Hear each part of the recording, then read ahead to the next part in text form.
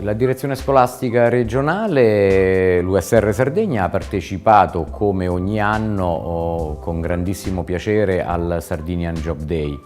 È una collaborazione, ribadisco, che si verifica fin dalla prima edizione, e questo perché ci deve essere una sinergia forte tra quello che è il mondo scolastico e il mondo del lavoro. Già negli ultimi anni, con l'introduzione dell'alternanza scuola-lavoro nelle scuole superiori,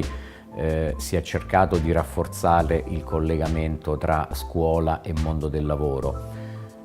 Manifestazioni come il Sardinian Job Day, a cui si aggiungono, oltre che le tantissime scuole che partecipano in termini con i loro studenti per vedere gli stand, per partecipare ai colloqui, per partecipare ai seminari e ai convegni di questi 2 giorni, c'è anche veramente la possibilità di rendersi conto sul campo di quello che è l'effettiva richiesta delle imprese, e quindi è un qualcosa che può aiutare a mettere insieme domanda e offerta, ma che ha anche una grandissima importanza dal punto di vista dell'orientamento. Ci sono tanti ragazzi che magari nel confrontarsi proprio all'interno dei colloqui di lavoro reali o nei colloqui di lavoro simulati, oppure partecipando alle iniziative che spiegano come si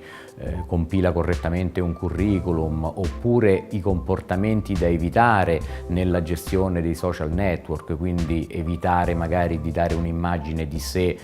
in determinate situazioni che potrebbero poi dopo essere svantaggiose nel prosieguo della vita lavorativa.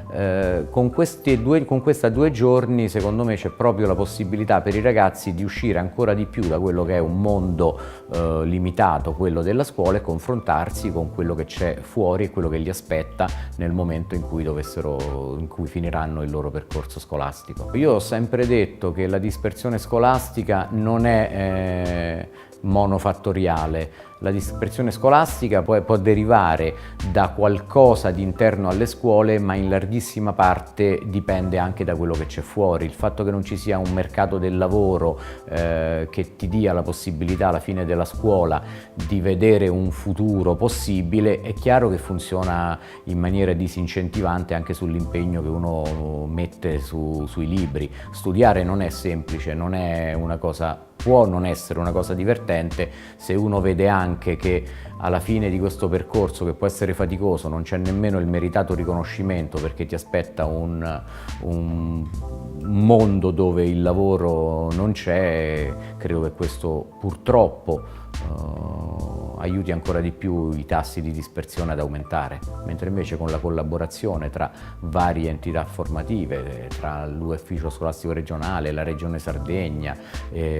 l'ASPAL, io credo che da un'unione degli enti locali, da un'unione di questi soggetti, si possano arrivare delle risposte integrate.